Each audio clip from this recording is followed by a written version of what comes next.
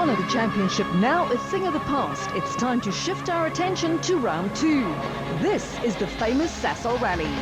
The 2012 event is the 21st edition of the rally with backing from South African fuel and oils giant Sasol.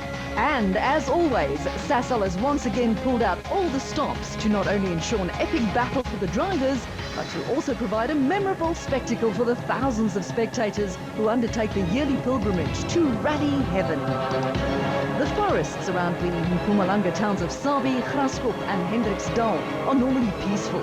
But over the next 2 days, the roads inside the York Timbers plantations will pay host to another challenging test for both man and machine. Following his dominant performance at the Total Rally, Marc Cronje will start the Sasol Rally as favourite, but he will have to face the added pressure of driving a Sasol car on his sponsor's event. Oh, there always is one. Obviously having a home event and Sasol putting in the effort they have, they've done a tremendous job. So yeah, the pressure's there, but at the end of the day, it's going to happen sooner or later, so we've got to make the best of it. Johnny Gemmell has won the Sasol on more than one occasion, so the Castrol Toyota driver knows what it takes to be victorious on these tricky roads. Now, I've won this a few times, had some good results. Now, we did some testing yesterday in the area, car feels good, so we'll be giving it a go.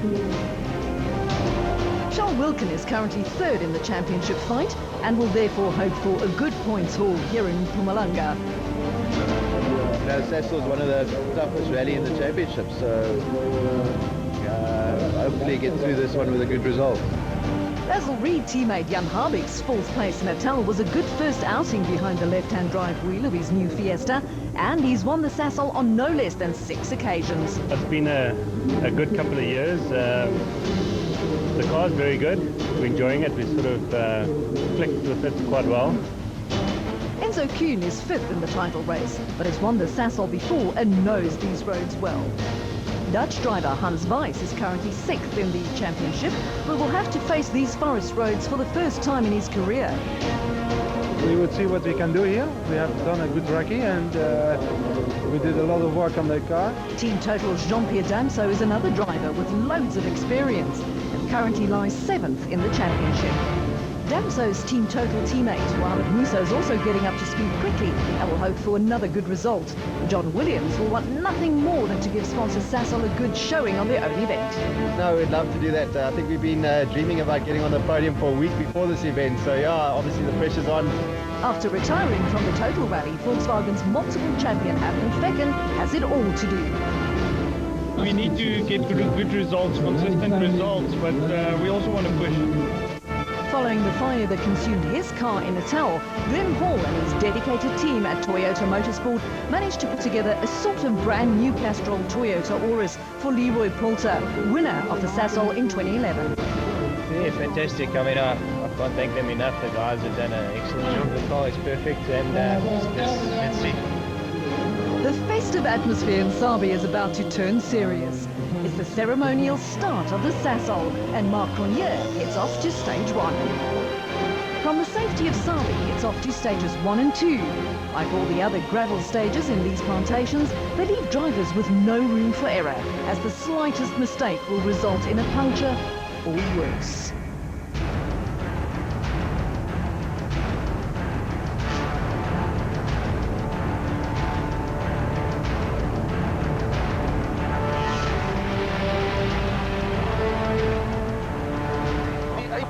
This is it, the moment of truth for Sasol Ford's Marc Cronje and Robin Houghton.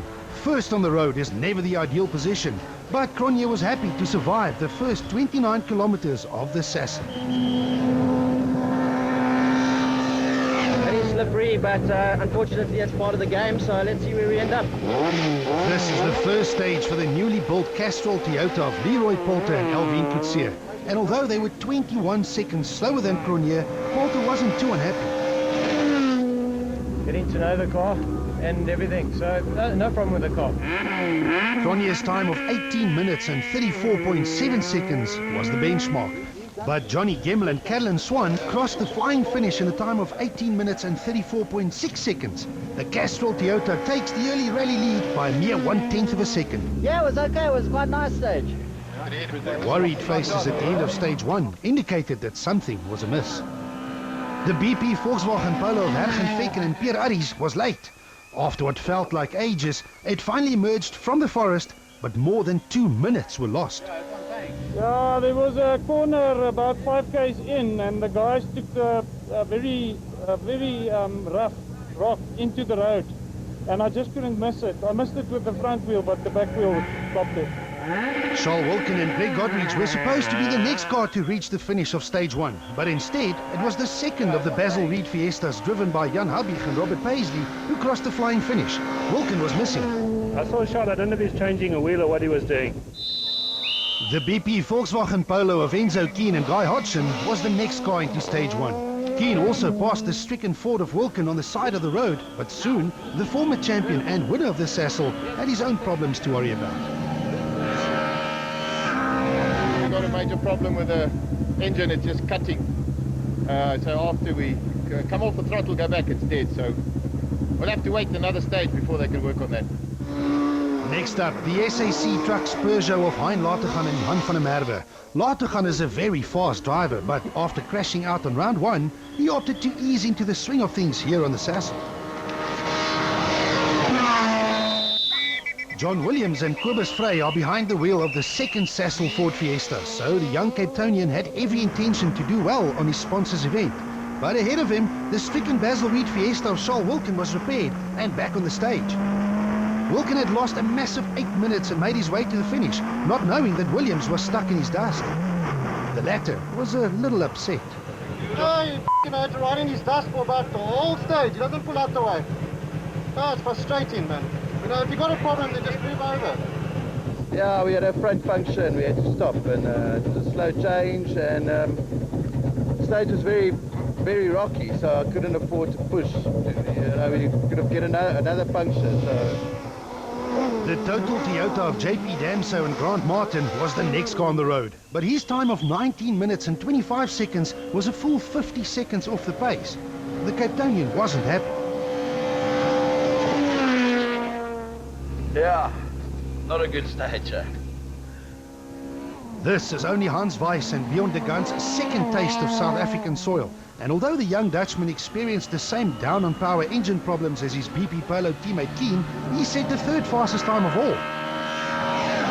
It's quite okay, but we have some engine problems. When I go off the throttle and I go again, the car stops and it has a dip. It's not going fast up, but we're going flat and it was the best we can do. So. Jaapie van Niekerk and Gerard Snyman were non-finishers in Natal just a month ago, but the new Africa Development's Volkswagen Polo had an impressive start to the Sasol by setting the 7th fastest time. Gugu Zulu and Carl Peskin are driving an older generation BP Polo, so a time of 19 minutes and 24 seconds on stage 1 not only handed them the early challenge class lead, but also a spot in the overall top 10. Mohamed Musa and Andre Vermeulen started the Sasol with loads of determination. The team total driver is improving with every event. Into square left 9. Stay with it.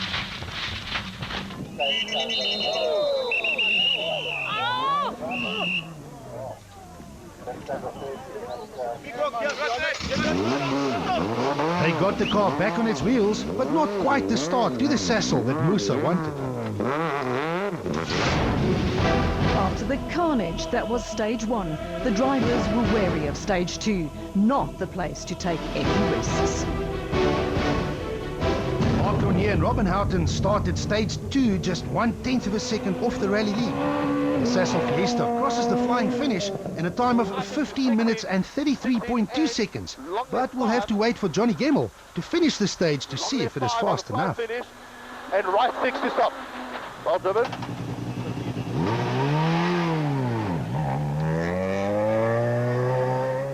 The second car on the road is the Castrol Toyota Auris of Leroy Polter and Alvin Coetzee.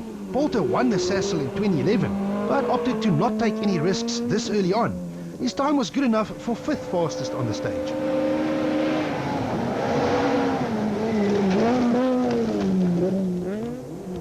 The Castrol Toyota Auris of Johnny Gemmell and Caroline Swan is the 3rd car on the road, so when Gemmell crossed the line a full 8 seconds slower than his rival Cornier, he knew he had just lost the lead.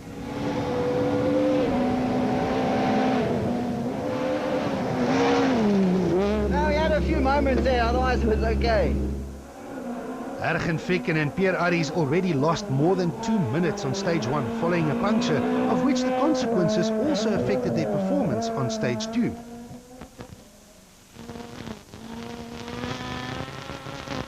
Yeah, well, I think we damaged the wheels on the previous one when we were driving on 3 wheels, so the tires were not good, but we'll see.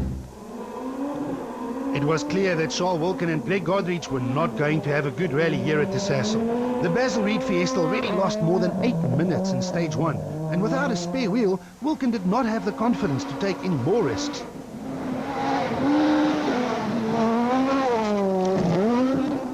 Inside the second Basil Reed Fiesta, things were going slightly better for Jan Habig and Robert Paisley, although the 6 times former winner of the Sasol was also not quite happy about his tires.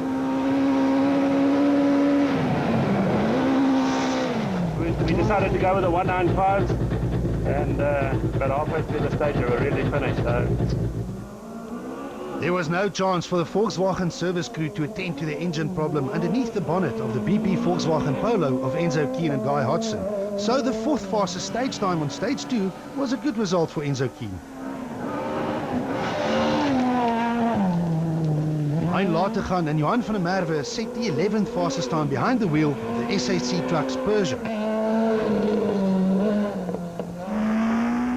John Williams and Kobus Frey lost time in the dust during stage 1. The Sasol Fiesta driver was eager to make up some of it on stage 2, but a puncture didn't help his cause at all. A frustrating start for the young Cape Townian.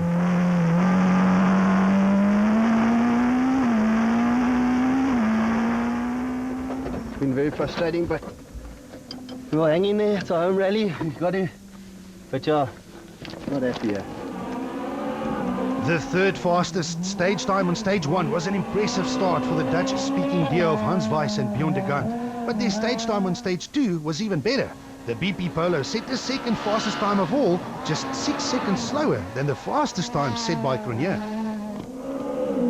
The 3 BP Polos might have all struggled with engine mapping problems, but the new Africa Developments version of Japie van Niekerk and Gerard Snyman had no such trouble. 7th overall after 2 stages was a great start for van Niekerk. It was just an impressive start for the older BP Polo Vivo of Gugu Zulu and Carl Peskin. On stage 1, Zulu set the 9th fastest time. On stage 2, he went 3 better to cement his place in the overall top 10.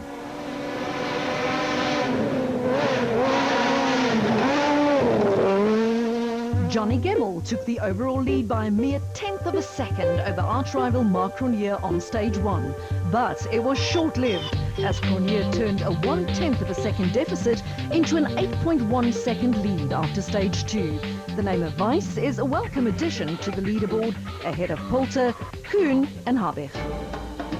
After 2 rough and demanding stages, it was time for a well-earned breather for the drivers and their cars in the Sabi service path. Well, for most anyway. Over at the Team Total car of Mohamed Musa, it was time for a few frantic repairs. I think the first corner of the rally we were a little bit ambitious.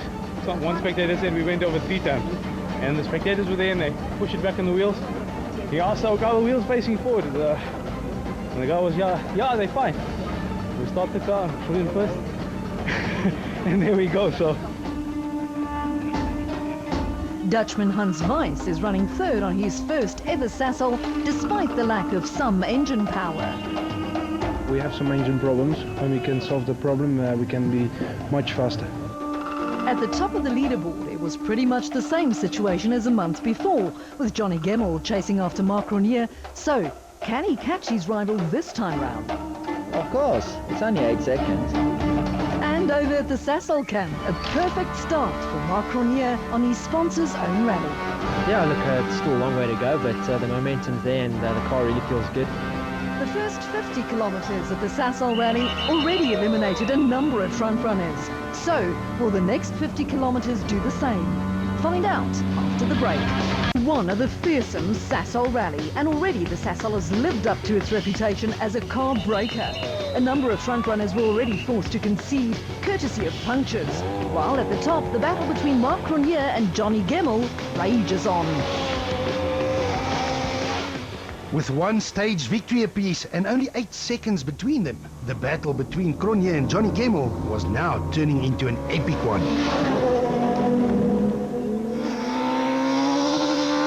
Cronje was still first on the road, so after finishing each stage, the Sasol 4 driver had no idea if his pace was quick enough to stay ahead of the chasing Gemmell. All he could do was put his head down and drive. A time of 18 minutes and 26 seconds on stage 3 was a full 8 seconds faster than his time from earlier on the day. And on stage 4, he also bettered his time on the repeat stage, again by 8 seconds. 70, narrow right 16 into hairpin left. Narrow right 16 into hairpin left. Hairpin left. It was a reasonable time for us, but it's not over the top yet. With Cronje laying down the gauntlet, Johnny Gemmell and Caroline Swan knew exactly what they had to do. The score so far was 1 stage win each, but on stage 3, Gemmell made it 2-1 by beating Cronje's time by 2.6 seconds. The latter's lead was now just 5.5 seconds, but on stage 4, Gemmell's time was a full 7 seconds slower. The score as far as stage wins is concerned was now 2-all, but the Castrol Toyota was now 13 seconds behind his rival. Leroy Poulter and Alvin Coetzee were still finding their feet in the newly built Castrol Toyota Auris. But on stage 3, the 2011 winner of the Sasol Rally joined the list of drivers who got punctures on these unforgiving roads. We got a left right puncture there. We try to drive it as long as we can, but it's just a bit of bad luck. Poulter lost nearly 4 minutes, and although he bounced back with the 4th fastest stage time on stage 4, all chances of repeating his victory from 2011 were lost. Ergen Vekken and Pierre Arries were already removed from the equation courtesy of their earlier puncture trouble. To further rub salt into the wounds, they lost a little more time in Poulter's dust. Yeah, we were battling for the last 10Ks, so unfortunately, because we were having a good stage. The BP Polo completed the day's stages in 10th position overall, but a deficit of nearly 4 minutes will be too much, even for the former champions. Charles Wilkin and Greg Godrich were still 5th on the road, but the Basil Reed Fiesta was already 10 minutes behind the leaders. Wilkin's aim was now to simply finish the event without causing any further damage to the Fiesta.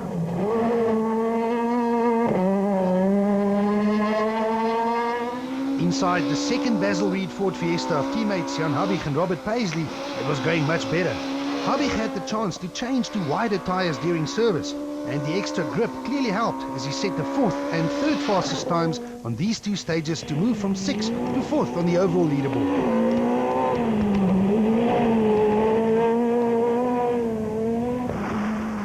A number of top drivers had already fell victim to the puncture curse, and the list was about to grow. Enzo Keen and Guy Hodgson were supposed to be the next ones to reach the end of stage 3, but instead it was the Sasol Fiesta of John Williams and Kobus Frey.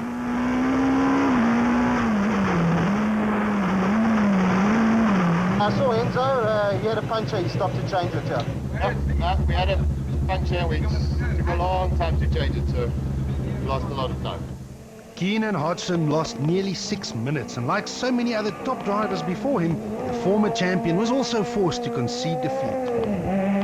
No, we struggled. We spun on the last corner as well. We got no power steering, so very difficult to drive. There is truth in the old saying about one man's pain. With the names of both Keen and Poulter tumbling down the leaderboard, Sasol's John Williams and Kobus Frey gained a few spots and moved into 5th position overall, in spite of their earlier setbacks.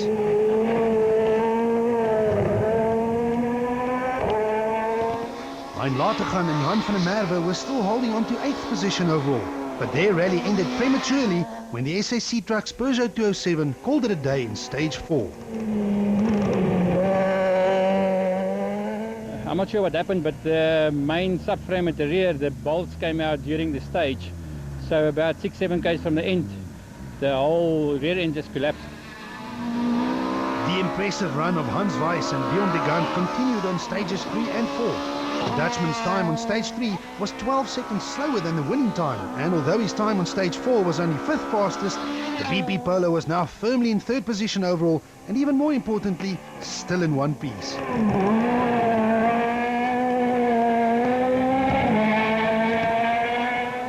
After After missing most of last year, Jaapie van Niekerk has only completed around 50 kilometers in recent months. Setting top 10 stage times in a field as competitive as this one was an excellent and consistent performance. The new Africa Developments Volkswagen Polo completed the day's gravel stages in 6th position.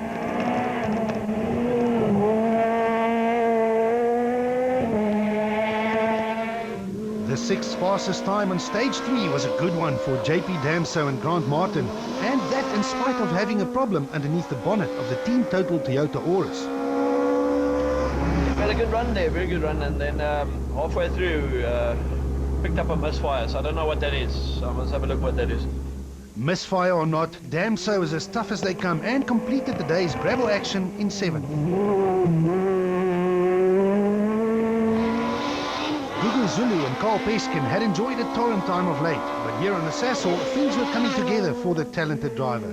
The BP Polo continued its clean and fast run to occupy a very good 8th on the overall leaderboard.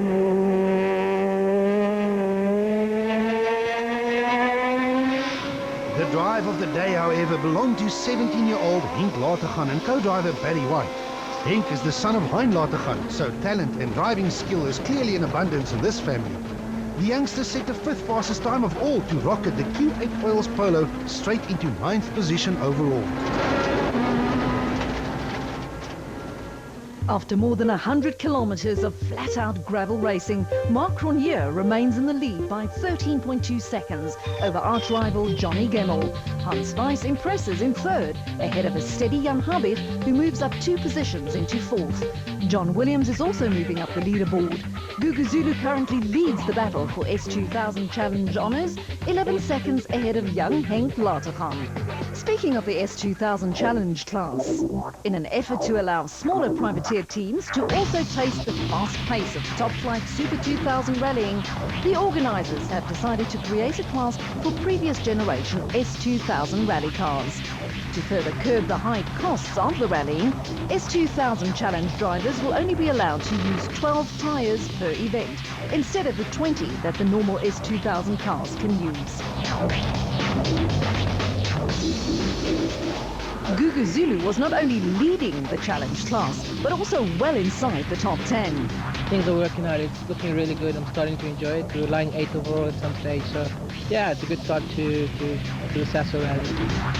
Zulu will however have his work cut out over the remainder of the event, as youngster Henk Latergan is finding his feet behind the wheel of his Q8 Oils Volkswagen Polo.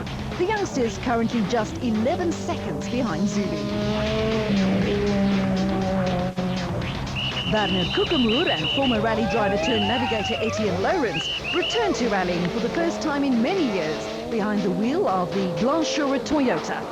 It was Kukemoer's first outing in an S2000. He took it easy while getting used to the fast pace of rallying. 3rd in the challenge class was therefore a good way to end day 1. The Sasol Rally was also round 2 of the FIA African Rally Championship. The Zambian and Zimbabwean combination of Mohamed Issa and Greg Stead were ahead of the similar Subaru Impreza of Rwandan's Giancarlo De Witt and Sylvia Windevogel. Behind the faster S2000 and S2000 Challenge cars, a number of South Africa's best up-and-coming drivers were fighting for Super 1600 glory. The Sasol was only the 2nd outing behind the wheel of the SA Earthworks Ford Fiesta of Nick van der Westhuizen and experienced co-driver Henry Deerlove. Van der Westhuizen did well to avoid all the obstacles and completed the day 3rd in class. The Yanto Tools Toyota of former circuit racer Guy Bottrell and co-driver Simon Vasey-Lyle was consistent and fast all day, while Bottrell continues to impress in a sport which he only took up a few years ago. They ended the day 2nd in the class. But the honours of going to bed on day 1 as Super 1600 leaders belong to young Capetonian Ashley Haig-Smith and new British co-driver Craig Parry. The Castrol Fiesta driver had a stint in the World Rally Championship Academy recently, and the experience showed as he dominated Super 1600 proceedings with a comfortable lead of more than 2 minutes. We had a great rally so far. Been keeping neat and tidy, that was our goal. Got a new navigator, so there's never new notes, and he's really well experienced, so he's teaching me a hell of a lot. While a huge crowd was starting to line the streets of Sabi in anticipation of the spectacle that lay ahead, competitors had the chance to take a breather in the Sabi service park and took the time to reflect on the first 110 kilometers of the Sasol. Jaapie van Niekerk was mixing it up with the factory drivers and had much to smile about. So this VW Polo is a magnificent car. It's unbelievable. The handling is great. Charles Wilken, on the other hand, had very little to smile about, but there were a few tarmac stages still ahead, a place where he normally makes up time. No, no, it's too short, and you know, we're just going to pick up the scraps. So. In a race as close as this one, 13 seconds is far from a comfortable lead. So can Marc Cronje hold on to his slender advantage? We've done our homework, that's all I can say, and I'm very confident in the car. And is there anything Johnny Gemmell can do in his efforts to chase Cronje down? I think so. A long day tomorrow. Still 100 Ks or so and 5 stages. We'll give it a go. Gravel racing for the day was a thing of the past, but the Sasol Rally is all about the spectacle. The traditional Sabi town stage is a favourite for the large crowds and an opportunity for them to get up close and personal with their heroes. It's also an opportunity for one of the many sidewalks and pavements to have another go at a rally car's wheels and suspension. The Sabi town stage is less than 1 kilometer in distance, so it is impossible to win the event on a stage like this one. But it's very possible to throw it all away. John Williams did not throw it away and set the fastest time in his Sasol Fiesta, much to the delight of the large crowd. Times are always close on such a short stage. Johnny Gemmell set the second fastest time in the Castrol Toyota, but he was more concerned about the time set by Marc Cronje. The difference between the two leaders was 13.2 seconds. Gemmell's time was 1 minute and 12 seconds, but Cronje is going somewhat slower and crosses the flying finish in a time of 1 minute and 15.1 seconds. Gemmell just narrowed the gap by 2.4 seconds.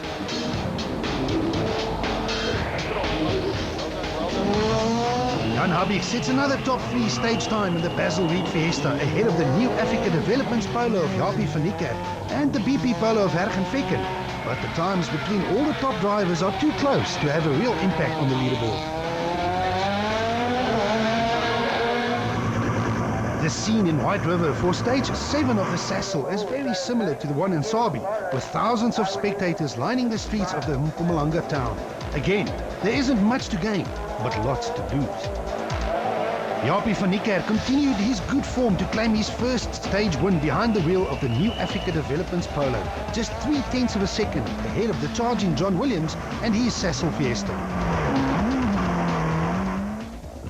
140. And what about the battle between Marc Cronje and Johnny Gemmell? Long left 5, tightens, turn left 9, turn left 9, into hairpin The rally right, leaders clearly had a problem. hairpin right, tightens narrow, 120.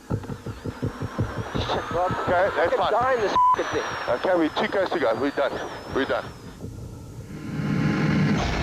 It's the start of day 2 of the Sasol Rally. Thousands of fanatical spectators once again lined the streets of Melspruit for the show that's about to commence, not knowing that the rally was turned on its head. While everyone enjoyed a well-earned rest, rally leader Marc Cronje had a battle not only to stay in contention, but also to stay in the rally. Yeah, like I always say that rallying's got a sting in its tail, and yesterday afternoon we had a problem with the front subframe, and unbeknown to us it just sort of progressively got worse. We thought it would sort of carry on the way through the last 2 task stages, but yeah, right at the end it actually broke off, and we had to literally drag it to service, which we managed to do quite successfully, and the guys worked quite well and got it repaired. With Cronje's troubles, Johnny Gemmell now finds himself in the lead. Yeah, Mark had a bit of problem from the White River stage to service, and he had to reverse there, so he got in 2 minutes late, so 20 seconds penalty. So now we're in the lead by 14. A slow time on the last stage of day 1, combined with a 20-second lateness penalty, result in a change at the top of the leaderboard. The names of Cronje and Gemmell swap around, with the Toyota driver now leading proceedings. Weiss is still in third, 42 seconds ahead of Habig, while Henk Latergan completes the top 10.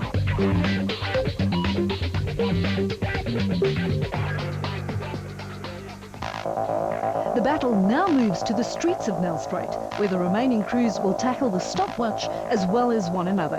It's a super special stage, which means that evenly matched cars race each other on different loops of the same course. In a close dice, the two cars should reach the flying finish at the same time.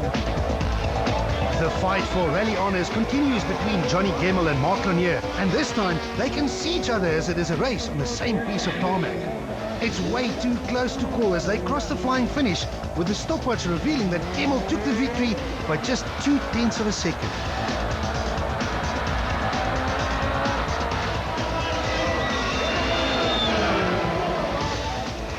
Next up, Basil Reed Ford Fiesta versus BP Volkswagen Polo. Jan Habig versus Hans Weiss. Habig is an old hand at this game. This time, it's the master who beats the young pretender, but only by less than a second, so not enough to threaten the Dutchman's overall position.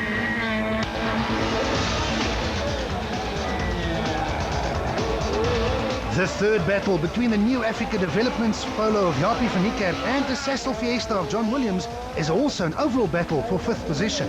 And again, it's too close to call. Just 1/10 of a second in favour of van Niekerk, according to the stopwatch.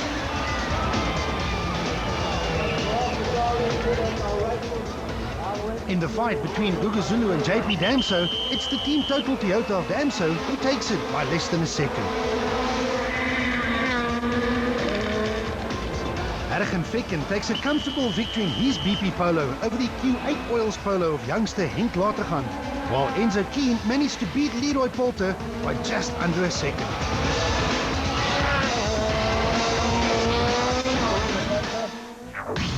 The shadow of the impressive Mbombela World Cup soccer stadium provided the scene for the next stage. At under 2 kilometers, the stage was once again aimed at putting up a show for the spectators, as it shouldn't really impact on the overall standings. It's the Castrol Toyota of Leroy Polter and Alvin Coetzee who record their first stage win of the season, but only by a single 10th of a second over the Basil Reed Ford Fiesta of Charles Wilkin and Greg Godrich.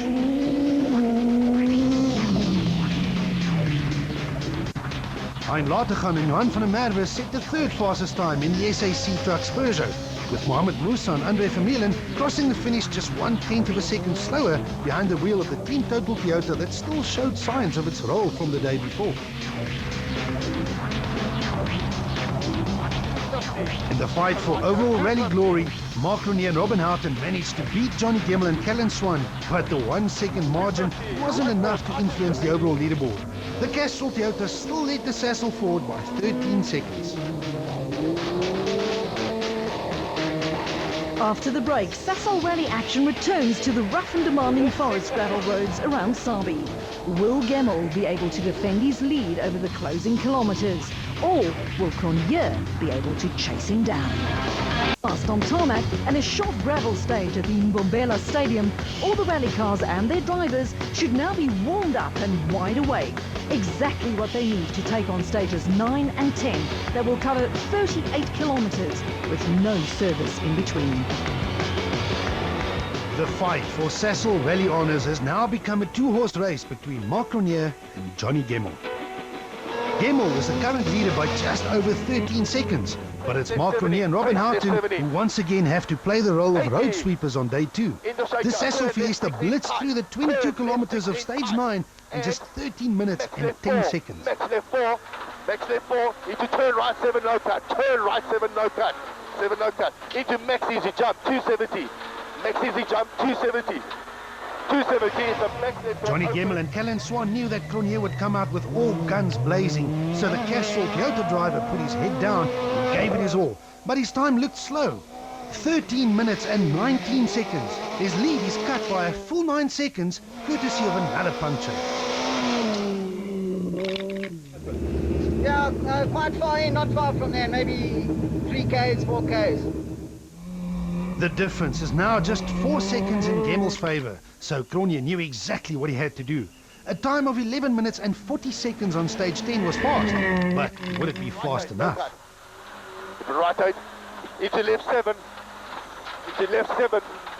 left 7, max right 3 up, max right 3 up. Anything slower than 11 minutes and 44 seconds would hand the lead back to Cronje, but Gemmel responds by crossing the finish in 11 minutes and 42 seconds. He's still in the lead, but now by only 2 seconds.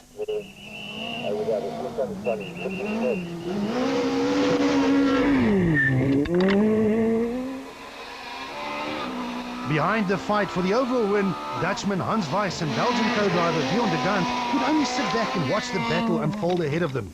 They were now nearly a minute behind the leading duo, but also nearly a minute ahead of 4th position.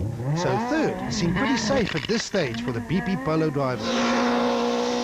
And the same could be said for 4th place Jan Habig and Robert Paisley. The Basil Reed Fiesta crew was starting to settle for 4th position after completing stages 9 and 10, 48 seconds behind Weiss, and a comfortable 36 seconds ahead of the chasing 5th position. The 5th position in question belonged to John Williams and Cobus Frey, who continued to impress in the sister Sasol Ford Fiesta. The young Capetonian was consistent on day 2 and consolidated his 5th position over stages 9 and 10. Jaapie van Niekerk and Gerard Snyman were having a fantastic run in the New Africa Developments Polo. The pair was lying in 6 overall, but the Polo developed a gear selection problem which caused them to drop from 6th to 8th in just 2 stages. Ergen Fekken and Pierre Arries were crawling their way back up the leaderboard and set the 2nd fastest times of all on both stages 9 and 10 to jump from 8th to 6th in the BP Volkswagen Polo.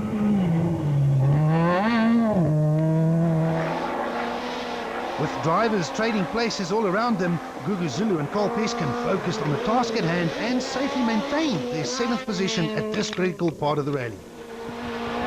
Team totals JP Damsa and Grant Martin started this loop of stages in 9th place, but with Van Niekerk dropping time, the Capetonian now had his sights set on 8th.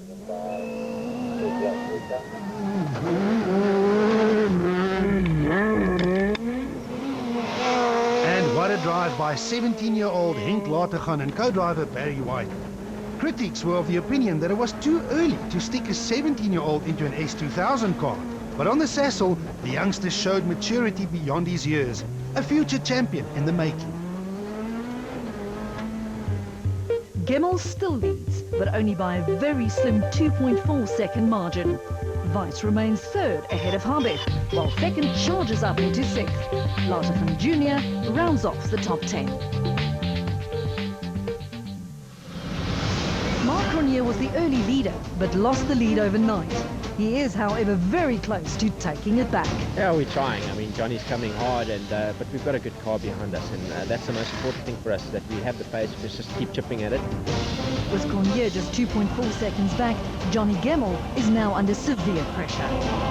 So it's close. Still 3 pretty big stages left, and we'll just keep going. This was now make or break for South Africa's top gravel road races.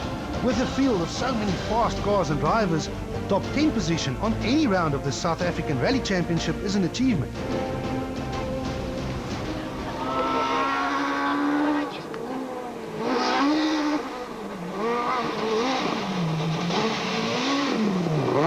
Wilken was plagued with all sorts of problems, and although he set a number of top 2 stage times, including a few stage wins on day 2, the Sasol is an event which he will want to forget.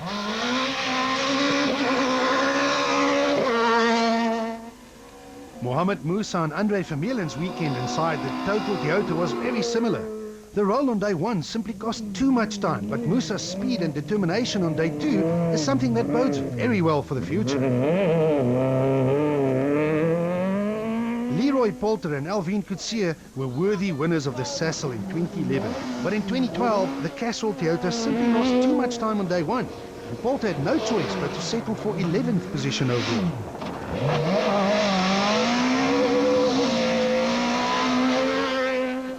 Enzo Keane and Guy Hodgson were also thinking of what could have been, but rallying can be a cool sport as they were forced to retire the BP Polo with the finishing line literally in sight.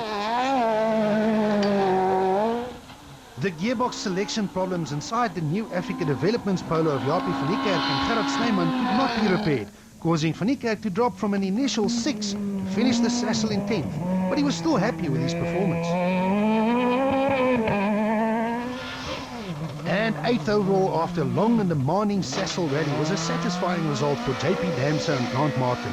The team total crew's speed on day 2 once more underlined his performance capabilities to his rivals for the remainder of the season. And speaking of speed on day 2, the climb up the leaderboard from Hergen Fekken and Pierre Addis on day 2 was simply remarkable. At one stage, Fekken even managed to reach the top 6, but another punch on stage 12 dropped the BP Polo down to 7th.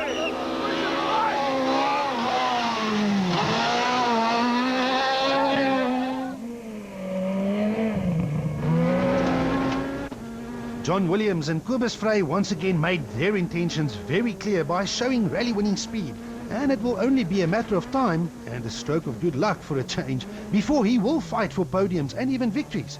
5th overall for the Sasol Ford Fiesta driver. Jan Habig and Robert Paisley may not have had rally-winning pace, but it was only their second event behind the left-hand drive wheel of the Basil Reed Ford Fiesta. Habig records his second consecutive 4th place finish and climbs to 3rd overall on the championship points table. And who knows, maybe the old master will add a 7th title to his tally of 6 come the end of this season. The Sasol Rally is a tricky event, and the 2012 edition once again proved it, with many of South Africa's top and experienced drivers falling victim to the difficult stages. This makes the performance from Hans Weiss and Bjorn de Gant even more impressive. Not only was the Dutchman consistently fast, but he also kept the new BP Volkswagen Polo in one piece, and that on roads and conditions that he's never seen before. His 3rd place serves as a warning to the other drivers for the rest of the season. The fight for S2000 Challenge honours was almost just as intense as the one for overall rally glory. It was also a welcome return to rallying for Werner Koekemoer and co-driver Etienne Lourens, who stuck to their guns on day 2 in an effort to bring the glass-shredded Toyota home. They did exactly that, and were awarded with a fine 3rd position in the new S2000 Challenge class.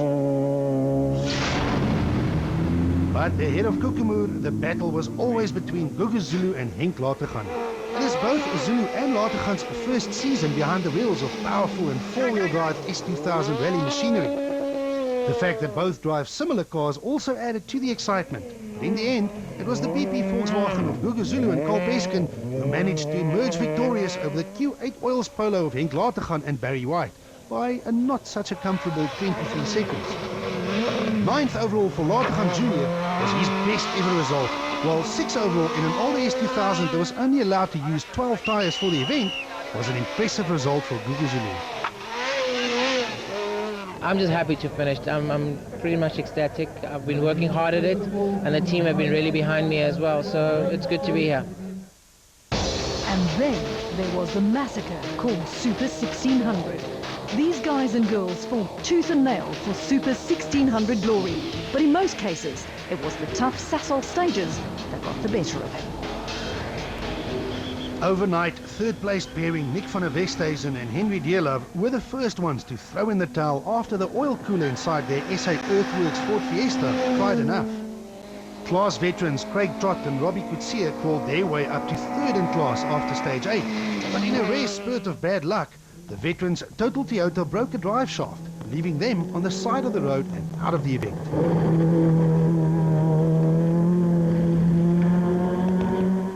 Overnight leaders Ashley Haig-Smith and Craig Parry managed to increase their lead to nearly 3 minutes halfway through day 2. But the Castrol Team React Ford Fiesta suffered a puncture in stage 9 and dropped nearly 6 minutes. This only dropped them down to 2nd position, but on stage 12, the Fiesta also broke a drive shaft, forcing them to retire.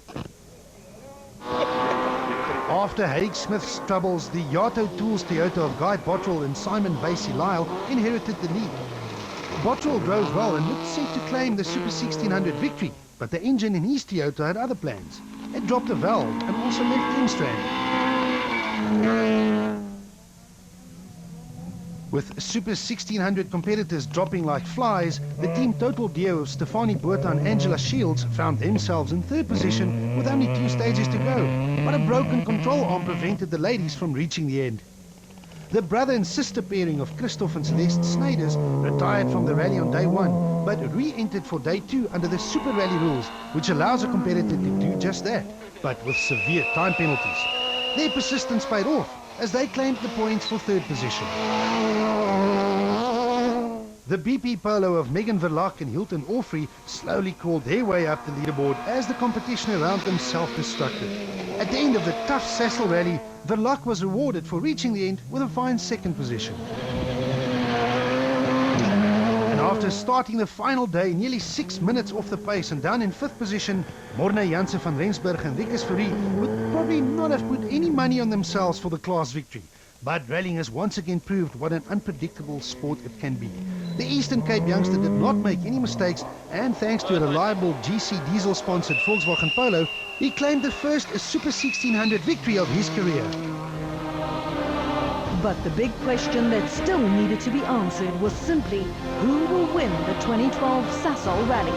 The contenders, Johnny Gemmell and Marc Cronje. Castrol Toyota Auris versus Sasol Ford Fiesta.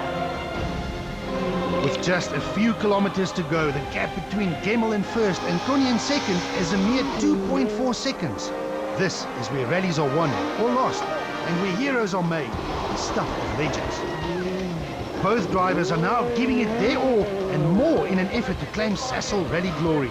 The gloves were off as Cronje closes the gap by another 1.6 seconds. Gemmell's lead was now less than a second, or 0.8 of a second to be exact. It could not be any closer.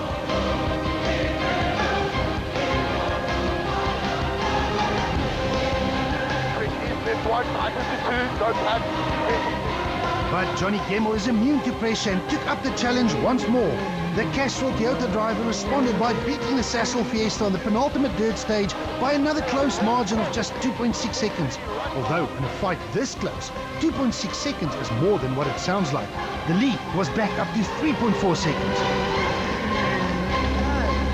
It's 2 here and 5 there, so now we'll keep going. And this is the final battleground. 21 kilometers of forest rally roads that will decide the outcome. So who will win the 2012 Sasol Rally? I'll tell you at the end. Absolutely me, man. What do you think? One could almost feel the tension hanging in the air like a cloud of dust. But inside the Sasol Ford Fiesta, Marc Cronje was focused on one thing and one thing only: to cross the flying finish in the shortest possible time. 13 minutes and 2.3 seconds. He could not go any faster. That's it. I can't do any more than that. This is it. The moment of truth for Johnny Gemmell and Caroline Swan. Cronje had already laid down the gauntlet and Gemmell knew exactly what he had to do. Anything slower than 13 minutes and 5.7 seconds would not be enough. Gemmell's time? 13 minutes and 8.5 seconds. It's not enough. We came close, we had to go now, but it's not enough. Heartbreak for the Toyota team bosses. Back in Nelspruit, there was still one short stage that stood between Marc Cronje and victory. The traditional showgrounds finish is another terrific effort by Sasol to allow rally fans to get close to the action. But at less than a kilometre, chances that it will influence the outcome are very slim. The difference between our new leader Marc Cronje and second placed Johnny Gemmell was now 2.8 seconds. Try as you may, 2.8 seconds is simply too much to even consider on such a short spectator stage. Both drivers knew the fight was over. Gemmell had no choice but to concede defeat as he lost another 0.3 of a second. Marc Cronje wins the Sasol Rally.